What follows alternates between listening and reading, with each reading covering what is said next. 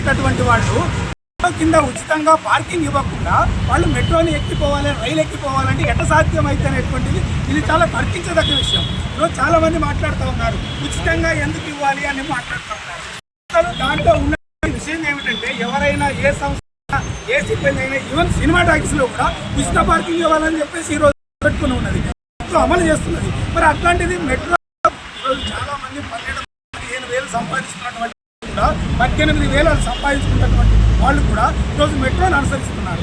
ఈ మెట్రో వల్ల రోజుకు 50 రూపాయలు దీనికే 40 రూపాయలు దీనికి పెట్టాలి, తిరిగితే 50 రూపాయలు అవుతుంది. దాని తర్వాత ఈరోజు 60 రూపాయల చొప్పున ఈ ఛార్జీలు భరించాలి.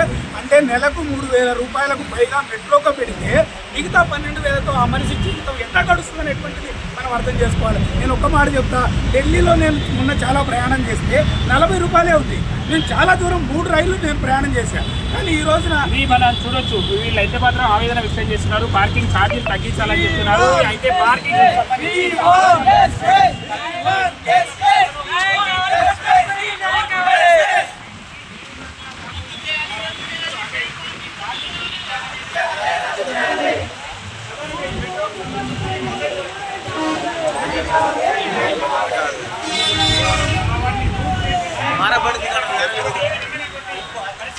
సౌకర్యాలు కల్పించాలనేది మరొకటి ఈ ఛార్జీలు పెరగడం ద్వారా తమకు భారం అవుతుంది. కాబట్టి ప్రభుత్వం ఆలోచించి